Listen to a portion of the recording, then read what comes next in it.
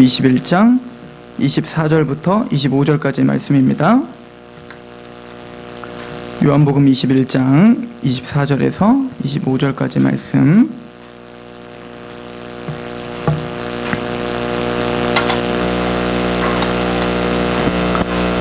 자, 봉독하도록 하겠습니다. 이 일들을 증언하고 이 일들을 기록한 제자가 이 사람이라. 우리는 그의 증언이 참된 줄 아노라. 예수께서 행하신 일이 이 외에도 많으니 만일 낱낱이 기록된다면 이 세상이라도 이 기록된 책을 두기에 부족할 줄 아노라. 아멘. 우리는 요한복음 마지막 시간을 맞이하고 있습니다. 요한 사도는 저와 여러분들에게 예수 그리스도에 대해서 증거해주고 계셨습니다. 오늘 제목은 그의 증언이 참된 줄 아노라 입니다. 즉 사도 요한이 우리에게 전해준 이 성경을 통해서 우리에게 전해준 그 증언들은 참되고 진리인 줄 아노라 라고 성경 스스로가 자증하고 있죠. 우리가 사도들의 기록들을 한번 곰곰이 생각해 봐야 됩니다. 즉 성경, 신약 성경은 바로 사도들에 의해서 기록이 됐죠. 저와 여러분들은 예수님을 직접 보지 못했어요. 예수님을 보지 못했고 예수님을 경험하지 못했습니다. 그런데 우리는 예수님을 보지도 않았는데 그 예수님을 지금 사랑하고 있어요. 그죠? 우리가 지금 읽고 있는 사도의 기록은 요한일서 1장 1절부터 보면 사도 요한이 이렇게 선포를 하죠. 태초부터 있는 생명의 말씀에 관하여는 우리가 들은 바요, 눈으로 본 바요, 자세히 보고 우리의 손으로 만진 바라. 이 생명이 나타나신 바 된지라. 이 영원한 생명을 우리가 보았고 증언하여 너에게 전하노니 이는 아버지와 함께 계시다가 우리에게 나타나신 바 된 이시니라. 사도 요한은 요한복음 1장에 태초에 말씀이 계셨느니라. 근데 이 말씀은 하나님과 함께 계셨는데 이 말씀이 곧 하나님이시라 라고 하는 우리 인간의 이성으로는 알 수 없는 이야기를 했죠. 근데 이 사도 요한은 그 예수님이 태초부터 계셨던 분이고 그분은 바로 말씀이셨다라고, 또 그분은 하나님이셨다라고 선포한 것은 사도 요한이 꾸며낸 게 아니라 그 말씀 되시는 예수님을 직접 봤고 그분의 말을 직접 들었고 그분의 살과 그분의 뼈를 직접 만져봤죠. 또한 변화산상에서 하나님의 영광스러운 부활의 광채로 입혀지는 것도 직접 봤죠. 많은 사람들이 이렇게 이야기할 수가 있죠. 그 사도들이 거짓말한 거면 어떡하냐. 사도들이 사기를 쳐서 거짓말로다가 이렇게 성경을 기록한 건 어떡하냐. 이것을 우리가 증명해낼 수 있는 길은 없습니다. 우리가 믿는 바는 그럼에도 불구하고 성경을 볼 때 이 성경이 믿어지고 이 성경이 확실하다라고 하는 확증으로 우리는 믿을 수 있어요. 그러나 우리가 또 한번 인간적인 이성으로 한번 생각해 볼 필요도 있는데, 예를 들어서 제가 여러분들에게 이렇게 점잖게 양복을 입고 여러분들에게 잘 해주고 여러분들을 위해 기도하고 여러분들을 위해서 섬기고 그렇게 잘 하고 있다가 여러분들이 참 저를 존경하는 거예요. 저를 좋아해주고 사랑해주는 겁니다. 지금처럼. 근데 어느 날인가부터 제가 갑자기 나는 사실은 여러분 하나님입니다. 여러분들 제가 사실은 하나님이에요. 그러므로 저를 믿으면 바로 하늘나라에 갈 수 있습니다 라고 한다면 그때부터는 여러분들이 바로 저를 정신병원으로 보내주셔야 되는 거예요. 이게 진리입니다. 자, 그런데 이게 안 통하니까 제가 우리 이진욱 집사님을 섭외한 겁니다. 그리고는 말한 겁니다. 내가 직접 말하니까 하나님이라는 걸 믿지를 않으니 집사님이 직접 봤다고 합시다. 집사님이 지금 구정석 목사님이 사실은 엊그저께 죽으셨다가 다시 부활하신 걸 내가 봤고, 그래서 이 구정석 목사님이 얼마나 놀라운 능력을 행했는지, 또 하늘에서 막 하늘로 올라갔다 내려갔다 이런 걸 내가 직접 봤습니다 라고 다른 사람이 저를 소개하고 다른 사람이 정말 진지하게 가르치기 시작한다면 믿는 사람이 있을까요, 없을까요? 있죠. 그러니까 이단들이 있는 거예요. 이단들이 그렇게 자기 스스로 하나님이라 이야기를 하고 있어요.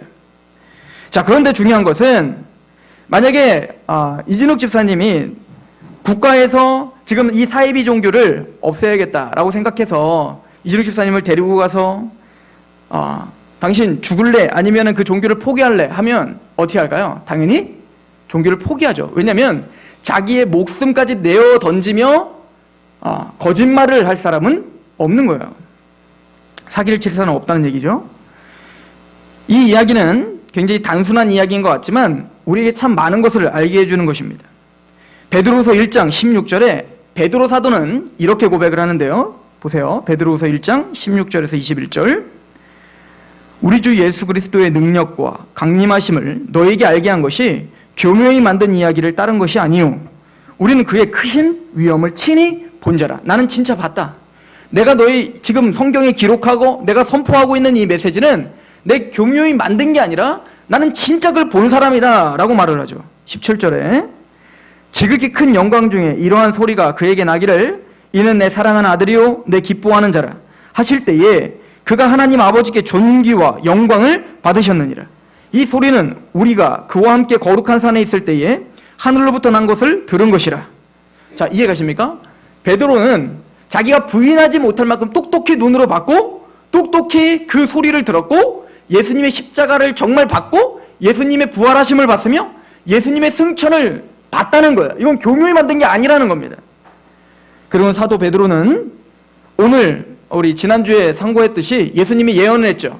너는 지금 젊었을 때는 네 발로 네가 가고 싶은 곳에 가지만 이제는 너희가 늙었을 때 네가 이제 최종적으로 이 삶을 마무리할 때에는 성령이 이끄는 대로 가 네 두 팔을 벌리리라. 무슨 얘기죠?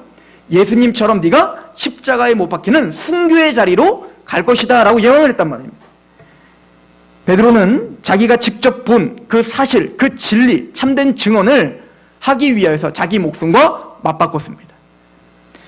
베드로 사도만 자신을 순교의 자리로 맞바꾼 것이 아니라 유다를 빼고 또 사도 요한을 제외한 모든 사도들은 다 각자 다른 지역에서 순교의 자리로, 즉 자기의 목숨을 내어 바치며 부활의 주님이 사실임을 증거하고 죽었죠. 우리가 이렇게 마음 편하게 듣고 믿고 있는 이 복음은 바로 그 피값으로 산 거예요. 예수 그리스도, 하나님의 아들이신 예수님의 피값으로 사서 우리에게 전해진 바요. 또 그 예수님을 직접 친히 봤던 사도들이 자신의 피값을 지불하며 복음을 전한 그 열매가 우리에게까지 온 거죠. 또한 사도들뿐만 아니라 이 복음을 만나서 하나님을 보지 못하였으나 사랑하는 사람들, 그 사랑하는 사람들이 자신의 피값으로 복음을 전한 것 때문에 우리나라도 복음이 처음 들어왔을 때 얼마나 많은 순교자가 배출됐습니까?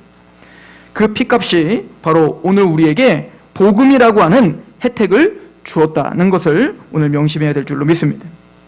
성경은 그래서 말합니다. 에베소서 2장 20절에 너희는 사도들과 선지자들의 터 위에 세우심을 입은 자라. 그리스도 예수께서 친히 모퉁이 돌이 되셨느니라. 즉 교회, 저와 여러분들은 사도와 선지자들, 즉 하나님의 말씀의 계시를 받아 그 말씀을 기록하고 그 말씀을 확증한 그 사도들의 그 고백들 위에 우리 교회는 세워진다는 거예요.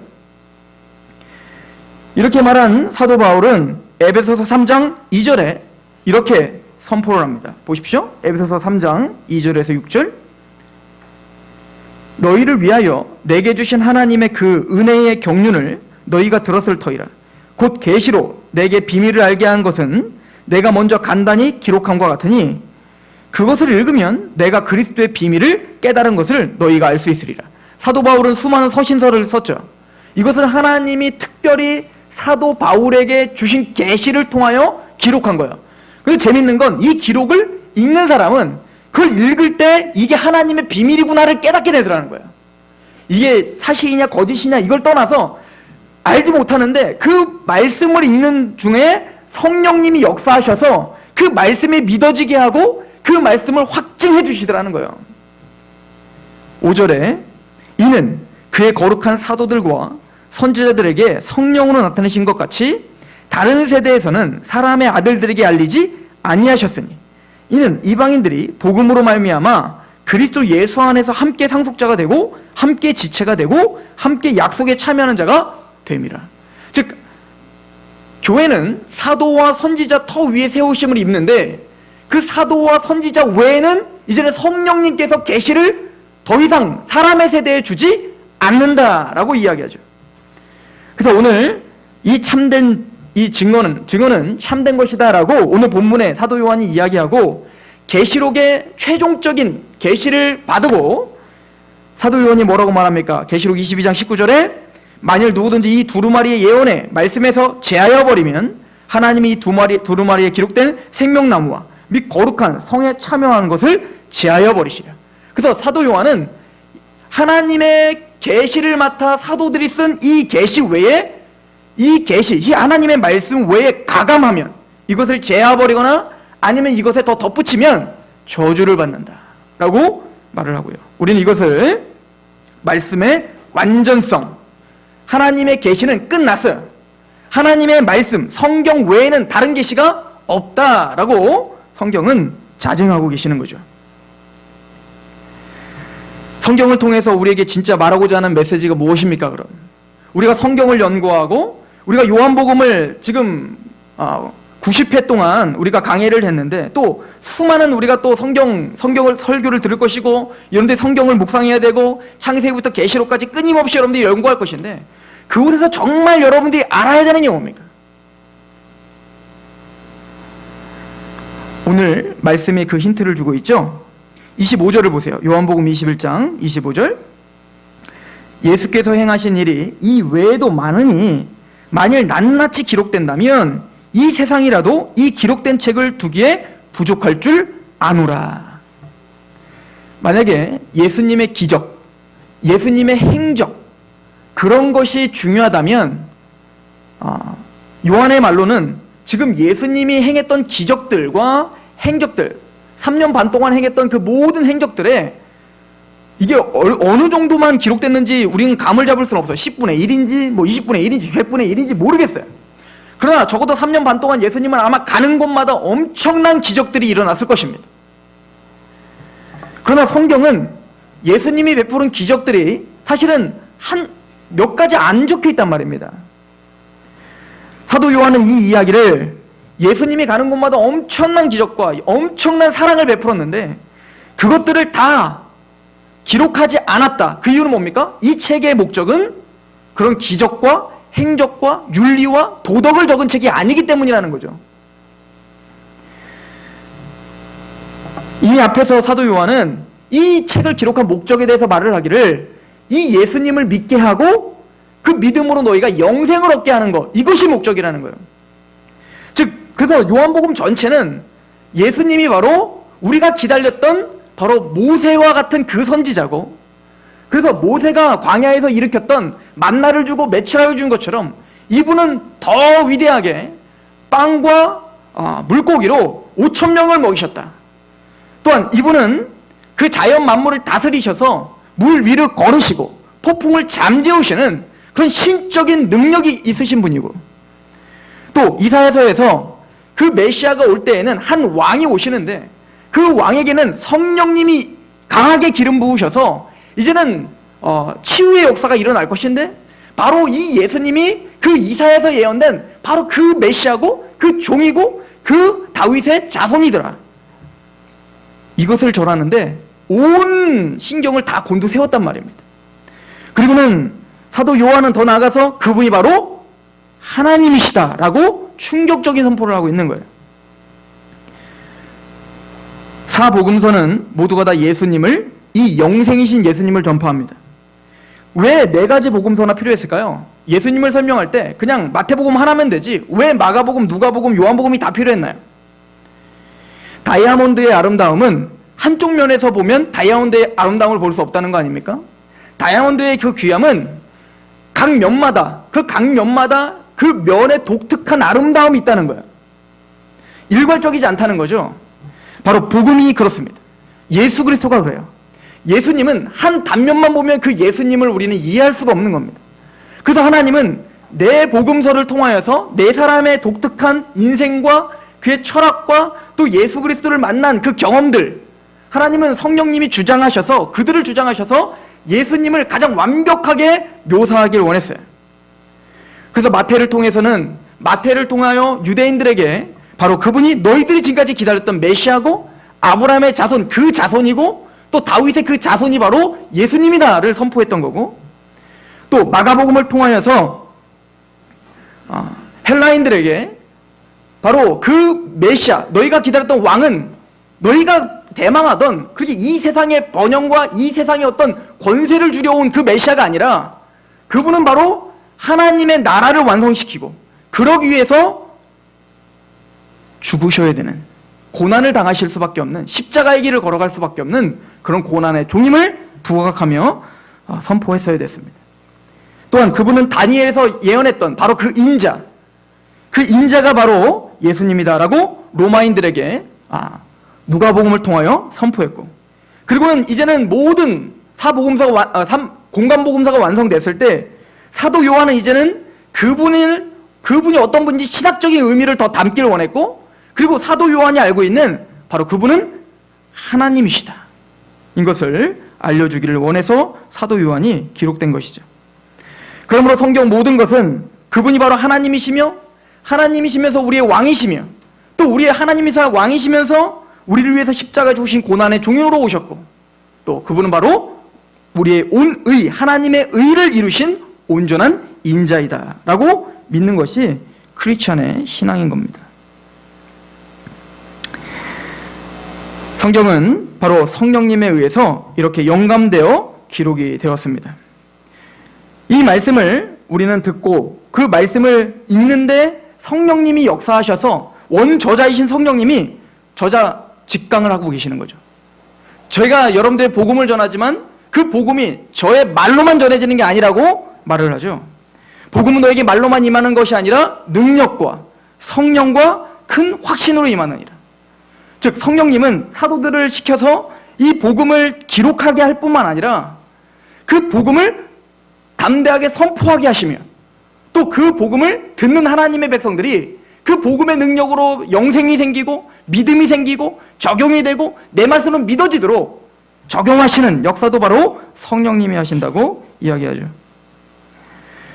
고린도전서 2장 12절에 우리가 세상의 영을 받지 아니하고 오직 하나님으로부터 온 영을 받았으니 이는 우리로 하여금 하나님께서 우리에게 은혜로 주신 것들을 알게 하려 하심이라. 하나님으로부터 온 성령님은 그래서 하나님께로부터 온 그 은혜, 우리에게 행하신 그 은혜를 알게 하고 깨닫게 하시는 하나님이라는 거예요.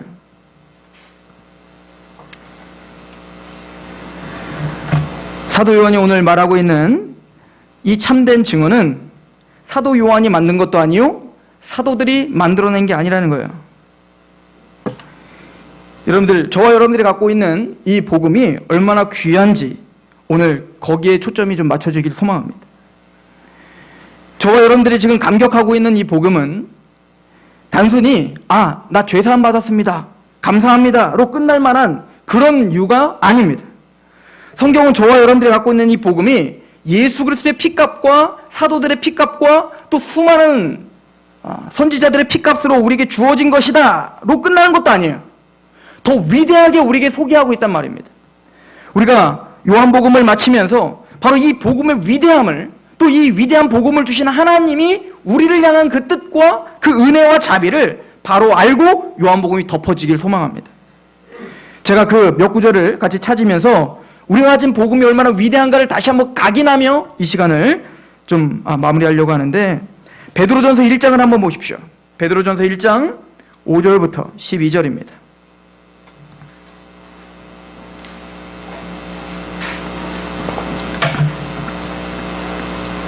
너희는 말세에 나타내기로 예비하신 구원을 얻기 위하여 믿음으로 말미암아 하나님의 능력으로 보호하심을 받았느니라. 그러므로 너희가 이제 여러 가지 시험으로 말미암아 잠깐 근심하게 되지 않을 수 없으나 오히려 크게 기뻐하는다. 맞아요. 이 복음은 우리가 시험과 시련과 고난과 환난이 있을 때에 더 빛을 발합니다. 세상은 알 수 없는 그 기쁨과 그 영광스러움이 우리에게 있어서 이 복음의 영광스러움 아는 자는 잠깐 근심하게 되지 않을 수 없으나 오히려 크게 기뻐할 수 있는 능력이라는 거예요. 그게 저와 여러분들이 갖고 있는 복음이거든요. 왜 그런가? 사도 베드로는 왜 이렇게 확신에 차 복음의 위대하고 여러분들의 삶을 지탱해주는 능력인가를 말해주고 있는데 7절 보십시오. 너희의 믿음의 확실함은 불로 연단하여도 없어질 금보다 더 귀하여 예수 그리스도께서 나타나실 때에 칭찬과 영광과 존귀를 얻게 할 것이니라. 예수를 너희가 보지 못하였으나 사랑한도다. 우리 얘기죠. 너희는 예수를 보지 못하였으나 지금 사랑하고 있구나. 이제도 보지 못하나 믿고 말할 수 없는 영광스러운 즐거움으로 기뻐하나니. 그죠? 하나님의 나라는 먹는 것과 마시는 것에 있는 것이 아니라 오직 의와 평강과 희락이라면서요. 9절, 믿음의 결국 곧 영혼의 구원을 받음이라. 이 구원에 대하여는 너에게 임할 은혜를 예언하던 선지자들이 연구하고 부지런히 살펴서 자기 속에 계신 그리스도의 영이 그 받으실 고난과 후에 받으실 영광을 미리 증언하여 누구를 또는 어느 때를 지시하는지 상고하니라. 이 섬긴 바가 자기를 위한 것이 아니요 너희를 위한 것임이 계시로 알게 되었으니. 선지자는 목숨을 바쳐가며 이 복음을 전파했다고 했죠. 아브라함도 이 복음을 전파했다고 갈라디아서 이야기하고 있습니다. 모세도 이 복음을 전파했다고 히브리서에 이야기하고 있습니다. 또 다윗도 아브라함도 동일하게 또 이 복음을 전했다고 로마서 4장에 선포하고 있습니다. 그들은 모두 이 복음 때문에 고난을 당했습니다. 모세가 왜 그 모든 부귀영화를 내려놓고 그리스도의 백성들과 함께 고난받는 것을 영광으로 여겼으며 바로 이 복음 때문이었다는 거예요. 그런데 그들이 피를 흘리고 그들이 헌신하고 그들이 고난을 당한 것은 자기를 위함이 아니라 바로 여러분들을 위하는 거예요. 즉 교회 시대, 예수님의 복음이 완성된 지금 이 시대, 저와 여러분들이 이 복음을 너무나 편안하게 예수님이 나를 위해서 속죄하셨대 라고 하는 그 복음을 우리에게 들려주시기 위해 자기들을 위함이 아니라 바로 우리를 위하여 그렇게 죽임을 당했다는 거예요. 이 섬긴 바가 자기를 위한 것이 아니요 너희를 위한 것임이 계시로 알게 되었으니 이는 하늘로부터 보내신 성령을 힘입어 복음을 전하는 자들로 이제 너희에게 알리신 것이요. 또 누구도 살펴보기를 원해요? 천사들도 이 영광스러운 복음을 살펴보기를 원하는 거예요. 사도 바울의 이 흥분된 목소리가 들리셔야 됩니다. 내가 지금 목숨을 바쳐 이 예수 그리스도를 전하고 있는데 너희들은 편안하게 앉아서 듣고 있지만 나는 이 영광스러운 복음의 위대함을 안단다. 너희들도 이 위대함을 좀 알았으면 좋겠다라고 외치는 그 사도들의 절규를 들으셔야 됩니다. 히브리서에 보면 이렇게 써 있습니다. 히브리서 11장 39절. 이 사람들은 어떤 사람? 11장이 어떤 장이죠? 믿음으로 아벨은, 믿음으로 노아는, 믿음으로 아브라함은, 믿음으로 이삭은, 믿음의 선진들을 다 이야기하고 있습니다. 그리고는 이 사람들은 다 믿음으로 말미암아 증거를 받았으나 약속된 것은 받지 못하였다. 그러니까 항상 증거는 하고 있지만 그 증거된 건 받았지만 그 실체를 보지 못한 거예요. 아브라함도 아벨도 노아도 그 실체를 보고자 흠모했고 사랑했고, 그 히브리서 11장은 아브라함에 대해서 뭐라고 합니까? 이 실체를 보기 위해서 어때요? 나그네로 살았다는 거잖아요.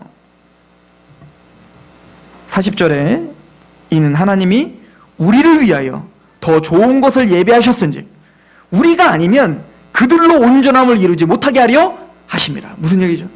저와 여러분들 이 교회, 저와 여러분들이 피값으로 사신 이 교회 안에 있고 여러분들이 교회로 세워진 것, 이것이 없다면 구약의 많은 선진들과 그 사람들이 믿음으로 행한 것들이 다 헛것이라는 거예요. 그들이 그 믿음의 경주를 했던 그 목적이 어디 있다는 겁니까? 바로 저와 여러분들을 세우기 위함이에요.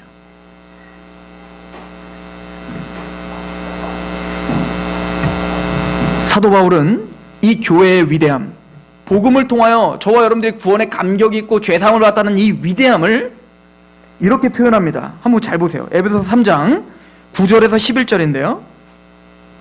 저는 이 말씀을 볼 때마다 얼마나 감격적인지 몰라요. 에베소서 3장 9절에서 11절. 영원부터 만물을 창조하신 하나님 속에 감추어졌던 비밀의 경륜이 어떠한 것을 드러내게 하려 하심이라. 만세전부터 계획하신 하나님의 비밀의 경륜이 있어요. 드디어 그것이 드러나기 시작하셨습니다. 10절. 이는 이제 교회로 말미암아 하늘에 있는 통치자들과 권세자들에게 하나님의 각종 지혜를 알게 하려 하심이라. 하늘에 있는 통치자들과 권세자들은 거의 고유명사입니다. 성경에 나오는 하늘의 통치자와 권세자는 천사들을 가리키는 거예요. 즉 하늘에 있는 그 천사들, 영적인 존재, 가장 지혜롭고 가장 아름다우며 가장 거룩한, 우리보다 훨씬 더 거룩한 그 천사들, 우리 사실 살면서 그 천사 한번 봤으면 좋겠잖아요. 그런데 그 천사들은 지금 누구를 주목하고 있냐? 바로 여러분들을 주목하고 있다는 거예요. 여러분들 찬송을 부르죠. 주께서 내게 부탁하신 일 천사도 흠모하겠네. 여러분들 이 찬송 부를 때 어떤 느낌으로 부르고 계십니까? 예수 그리스도로 말미암아 구속을 받은 하나님의 백성들, 그 교회를, 천사들이 지금 그 교회를 통해서 하나님의 숨겨진 각종 지혜를 지금 배우고 있다는 거예요. 감탄하고 있다는 겁니다. 우와, 하나님의 자비가 이런 거군요. 하나님의 영광이 이런 거군요. 하나님의 사랑이 이런 거군요. 왜냐면 그들은 이 사랑과 이 자비를 느껴본 적이 없어요.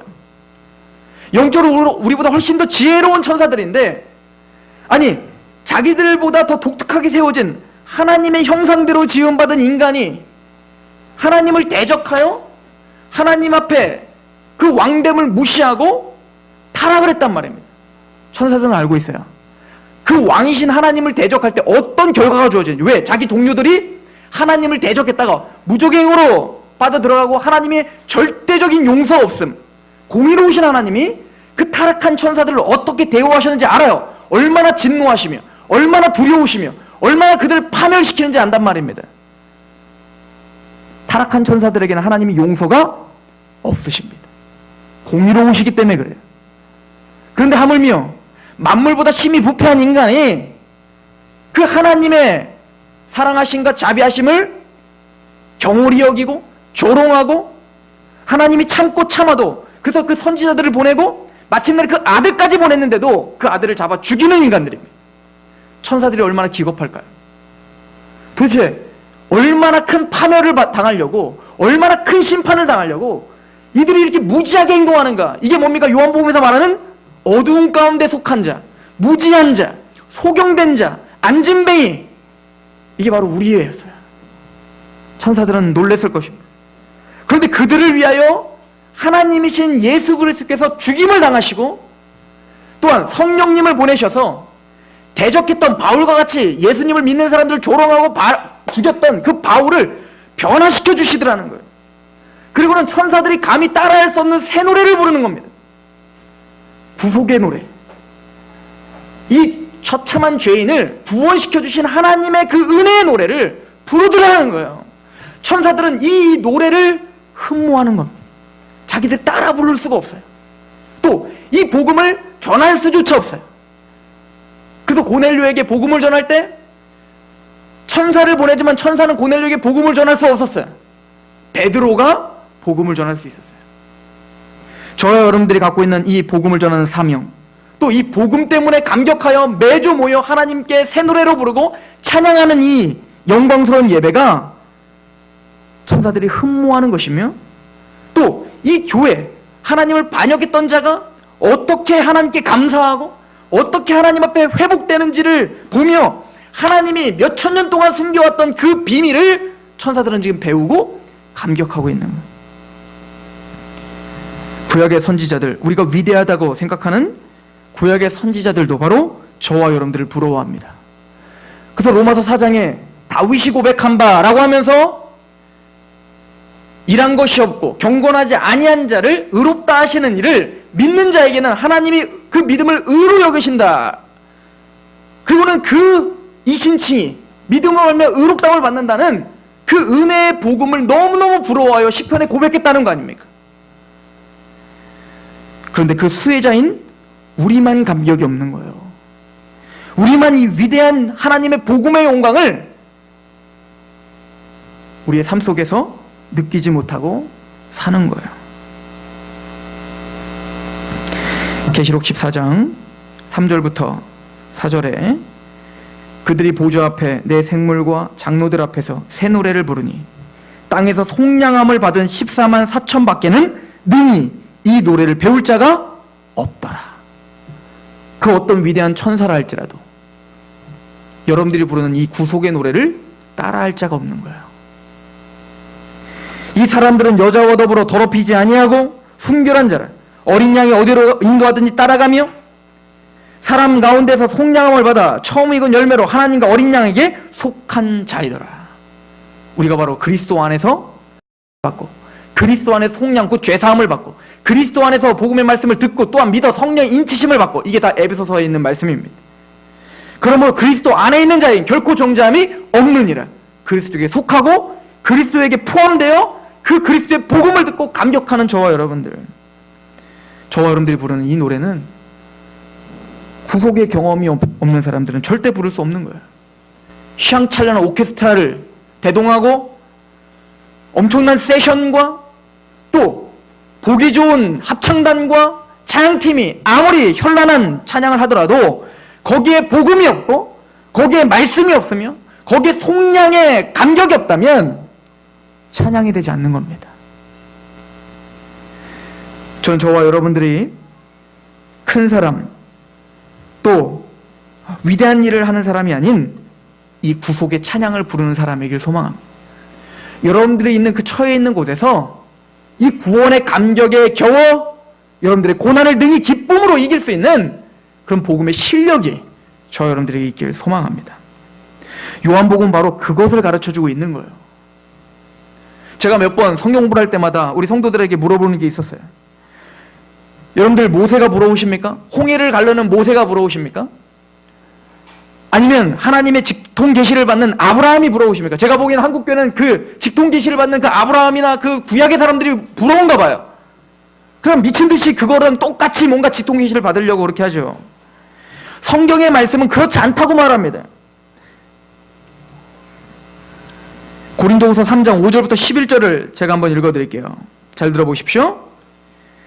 우리가 무슨 일이든지 우리에게서 난 것 같이 스스로 만족할 것이 아니니 우리의 만족은 오직 하나님으로부터 나느니라. 여러분들이 구원받은 거, 하나님의 자녀가 된 거, 거듭난 거, 의롭다움을 받은 거, 성화되는 거, 영화롭게 되는 거, 이 모든 것이 다 하나님의 전적인 은혜로 되는 거예요. 6절. 그가 또한 우리를 새 언약의 일꾼 되기에 만족하게 하셨으니 복음이 새 언약입니다. 율법 조문으로 하지 아니하고 오직 영으로 함이니 율법 조문은 죽이는 것이요 영은 살리는 것이니라. 돌에 써서 새긴 죽게 하는 율법 조문의 직분도 영광이 있어 이스라엘 자손들은 모세의 얼굴에 없어질 영광 때문에도 그 얼굴을 주목하지 못하였거든. 즉 모세가 율법을 전하는 직분을 받아 율법을 전하는 직분 모세의 직분도 너무나 영광스러워서 그 이스라엘 백성들이 모세 얼굴에 하나님의 영광이 묻은 것을 쳐다도 못 봤다는 거야. 그리고는 이렇게 결론을 내리죠. 8절. 하물며 영의 직분은 더욱 영광이 있지 아니하겠느냐. 모세의 그 십계명을 받아 그 십계명을 전파하는 그 사역보다 영의 직분, 즉 성령님에 의해 복음을 능력으로 전하고 그 복음이 그 죽어가는 사람들을 살리고 복음이 사망에서 생명으로 옮겨지는 그 사역을 하고 있는 너희들이 훨씬 더 영광스럽지 않겠느냐? 정죄의 직분도 영광이 있은즉 의의 직분은 영광이 더욱 넘치리라. 영광되었던 것이 더 큰 영광으로 말미암아 이에 영광될 것이 없으나 없어질 것도 영광으로 말미암았은즉 길이 있을 것은 더욱 영광 가운데 있느니라. 저 여러분들이 갖고 있는 복음은 저와 여러분들이 모세보다 훌륭해서가 아니라 저와 여러분들에게 허락하신 그 복음, 예수 그리스도의 십자가의 피 그리고 부활의 그 능력은 그 어떤 것보다도 영광스러운 게 됩니다. 그 보배가 우리 질그릇에 담겨있기 때문에 하나님 우리를 영광스럽게 여기시겠다는 거예요. 우리를 기뻐하고 보배롭게 여긴다는 겁니다. 저와 여러분들은 자기가 있는 그곳에서 이 복음의 영광에 겨워 나의 존재 가치를 다시 정립하는 귀한 성도들이길 소망합니다. 요한복음은 바로 이 영광스러운 복음의 실체이신 하나님이신 예수 그리스도가 이 땅에 오셨다로 시작하죠. 그러나 빛이신 예수님이 오시지만 어두운 빛을 미워하더라는 거예요. 그리고는 지난주까지 또 오늘까지 마지막 결론은 이겁니다. 두 제자를 모델로 딱 세워요. 첫 번째는 베드로였고 두 번째는 바로 사랑하는 제자 요한입니다. 그리고는 베드로를 통하여서 그 어두운 가운데 있는 자를 하나님이 어떻게 빛으로 인도하는지 베드로를 통해서 우리에게 그 인도하시는 방법을 우리에게 보여주고 계시는 거예요. 박영선 목사님이 욥기 강의를 하시는데 그런 이야기를 하시더라고요. 욥기를 보면 두 가지 싸움이라는 겁니다. 사탄이 어찌하든 하나님과 욥을 떼어놓으려고 하는 노력. 또 하나 싸움은 그 떨어진 사단으로 인하여 이간질된 그 사이를 설득하시고 어쨌든 하나님의 열심으로 메꾸시고 그것을 어쨌든 다시 봉합하여 하나님의 회복된 백성으로 다시 삼으시는 과정. 그런데 사탄의 그 이간질시키는 건 너무나 두렵고 강력하고 너무나 힘이 있어 보이죠. 욥은 원망합니다. 욥은 넘어집니다. 그런데 그 사탄이 시험하는 과정은 딱 2장에서 끝나더라는 거예요. 그리고 나머지 45장까지는 다 하나님이 어떻게 그렇게 하나님과 지금 이간질된 그 사이를 이해시키고 설득하고 그리고 어떻게 하나님의 사랑을 다시 회복시켜주는지를 보여주고 있다는 겁니다. 그 과정은 힘들 수 있습니다. 고난이 있습니다. 거기에는 욥의 절규가 있고 거기에는 욥의 힘듦이 있고 하나님에 대한 원망도 있어요. 그게 우리의 삶인 겁니다. 그러나 결론적으로는 하나님이 창조하신 하나님이 드러나시며 욥은 다시 하나님께 회복되며 하나님을 갈망하고 하나님을 소망하는 자리. 이제 내가 귀로 들었지만 이제는 눈으로 직접 보는 체험하는 하나님을 아는 자리로 반드시 하나님은 데려오시더라는 거예요. 이게 우리 인생이라는 겁니다. 어찌 보면 요한복음도 그거예요. 맞아요. 우리 어두움이 있어요. 그 어두움은 강력합니다. 우리를 하나님을 보지 못하도록 예수님을 보지 못하도록 그러나 마침내 베드로를 보십시오. 3번이나 예수님을 저주하며 부인했던 그 베드로를 마침내 또 찾아가셔서 사랑의 고백을 받아내시고야 말더라는 거예요. 그리고 오늘 사도 요한입니다. 사도 요한이 어떤 사람인 줄 아십니까? 우리는 사랑의 제자라고 자꾸 알지만 사도 요한은 사랑의 제자가 아니었으면 우리는 알죠. 예수님과 제자들이 이방의 지역으로 갔습니다. 거기서 예수님이 환영을 받지 못했어요. 그럴 때 이 사도 요한과 그 형제는 어떻게 했죠? 당장 불을 내려서 다 싹 싸질러 버릴까요? 아니 우리가 가는데 어떻게 우리를 영접하지 않죠? 자기 만족과 자기의 어떤 그 체험이 채워지지 않자 그들을 어떻게 하는 겁니까? 싹 다 죽여버리죠. 그는 사랑의 제자가 아니었습니다. 그는 인내심이 없었던 제자였어요. 그는 자기의 욕구를 채워지지 않으면 당장에도 혈기를 부리고 화를 내고 했던 제자였습니다. 또 내가 예수님이 이 땅에서 예수님이 진짜 왕이 되면 나에게 한 자리 주십시오. 이거 누가 한 겁니까? 사도 요한이 한 거 아닙니까? 그 형제에게 나는 우측에 나는 좌편에 앉혀주십시오. 내가 이 땅에서 잘 먹고 잘 살고 싶습니다. 하나님의 나라, 진정한 하나님의 나라, 십자가의 길, 이걸 전혀 인식하지 못했던 사도 요한입니다. 그러나 사도 요한의 이 말년은 이제는 그렇게 혈기왕성하고 자기의 욕구와 욕심에 취하여서 살았던 사도 요한을 주님은 변화시켜 주시더라는 거예요. 요한일서 4장에 그렇게 혈기왕성했던 사도 요한이 이렇게 고백을 합니다. 요한일서 4장 7절에서 12절. 사랑하는 자들아 우리가 서로 사랑하자. 사랑은 하나님께 속한 것이니 사랑하는 자마다 하나님으로부터 나서 하나님을 알고 사랑하지 아니하는 자는 하나님을 알지 못하나니 이는 하나님은 사랑이심이라. 하나님의 사랑이 우리에게 이렇게 나타난 바 되었으니 하나님이 자기의 독생자를 세상에 보내심은 그로 말미암아 우리를 살리려 하심이라. 사랑은 여기 있으니 우리가 하나님을 사랑한 것이 아니요 하나님이 우리를 사랑하사 우리를 죄를 속하기 위하여 화목제물로 그 아들을 보내셨음이니라. 사랑하는 자들아 하나님이 이같이 우리를 사랑하셨은즉 우리도 서로 사랑하는 것이 마땅하도다. 어느 때나 하나님을 본 사람이 없으되 만일 우리가 서로 사랑하면 하나님이 우리 안에 거하시고 그의 사랑이 우리 안에 온전히 이루어지느니라. 사도 요한은 자신을 향한 용납, 그 예수 그리스도가 자신을 위해서 행하셨던 그 사랑, 자기는 끊임없이 이 세상의 탐욕과 그 무리들처럼 떡과 고기에만 연연했던 자기였는데 이제는 그 십자가의 사랑을 깨달은 겁니다. 누가 이 사랑의 제자를 사랑의 제자로 만들었습니까? 그리고 또한 사도 요한은 왜 이 자기의 변화된 이 모습을 통하여 그리고 하나님에게 계시를 받아 왜 사도 요한을 기록한 겁니까? 저는 요한일서 1장 1절부터 4절에 집중하고 읽고 마무리를 줬으면 좋겠는데요. 요한일서 1장 1절부터 4절 같이 한번 읽어봅시다. 같이 읽습니다. 시작. 태초부터 있는 생명의 말씀에 관하여는 우리가 들은 바요 눈으로 본 바요 자세히 보고 우리의 손으로 만진 바라. 이 생명이 나타나신 바 된지라. 이 영원한 생명을 우리가 보았고 증언하여 너에게 전하노니 이는 아버지와 함께 계시다가 우리에게 나타나신 바 된 이시니라. 우리가 보고 들은 바를 너에게도 전함은 너희로 우리와 사귐이 있게 하려 함이니 우리의 사귐은 아버지와 그의 아들 예수 그리스도와 더불어 누림이라. 우리의 이것을 쓰면 우리의 기쁨이 충만하게 하려 함이라. 사도 요한이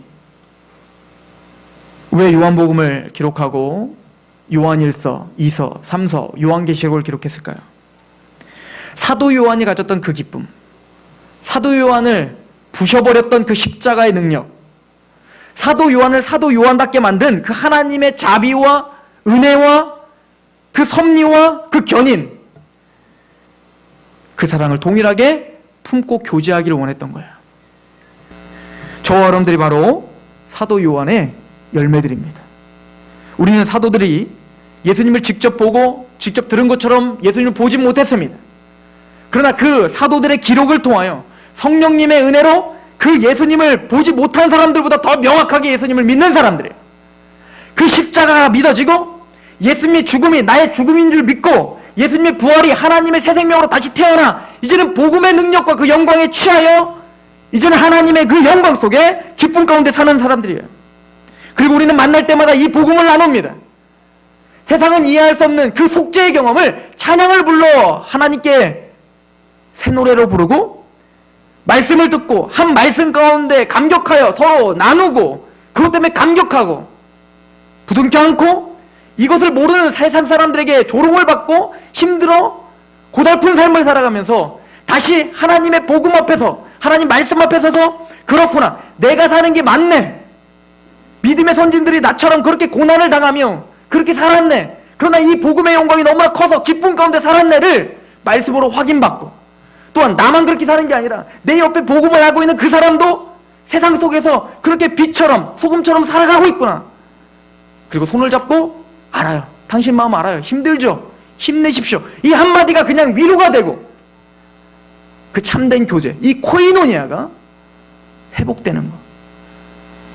사도 바울이 교회를 향해서 하나님이 그런 각종 지혜를 알려주십니다 라고 말할 때 맞습니다. 내가 바로 그런 존재입니다. 천사들이 흠모할 만한, 또 사도들이 흠모할 만한, 선지들이 흠모할 만한 그 영광스러운 복음이 내가 갖고 있습니다 라고 고개가 끄덕여지고 그런 코이노니아, 그런 교제, 저와 여러분들 가운데 그런 교제가 회복될 거라 믿습니다. 우리는 때로는 베드로처럼 주님의 복음을 떠날 수도 있었어요. 사도 요한처럼 역시 내 나라를 위해서 끊임없이 내 탐욕과 혈기를 부리며 살아갈 수 있었습니다. 그러나 사도 요한을 변화시킨 그 하나님이, 베드로를 변화시켜 주신 그 하나님이 오늘 저와 여러분들을 주장하십니다. 그러므로 반드시 복음을 영화롭게 하고 그 복음으로 기쁨으로 교제할 수 있는 공동체가 될 거라 믿습니다. 기도하겠습니다. 하나님 아버지, 복음을 영화롭게 하시옵소서. 예수 그리스도를 영화롭게 하시옵소서. 선지자들과 사도들의 그 핏값을 헛되게 되지 않게 하시옵시고 더 나아가 예수 그리스도의 그 크신 희생이 우리에게 감격이 되게 하시고 이제는 우리가 육체로 살아가는 것이 나를 사랑하사 나를 위하여 자기 몸을 십자가에 못 박으신 예수 그리스도를 위하여 살게 하옵소서. 복음에 감격하여 이제는 우리의 육체를 불의의 병기로 드리지 않고 의의 병기로 거룩한 산제물로 드리는 복음의 제사장들이 되게 하옵소서. 그렇게 우리를 지켜주시고 견인하시며 붙잡아 주시고 설득하실 하나님을 찬양하며 예수 그리스도의 이름으로 감사하며 기도합니다. 아멘. 우리 찬양합시다.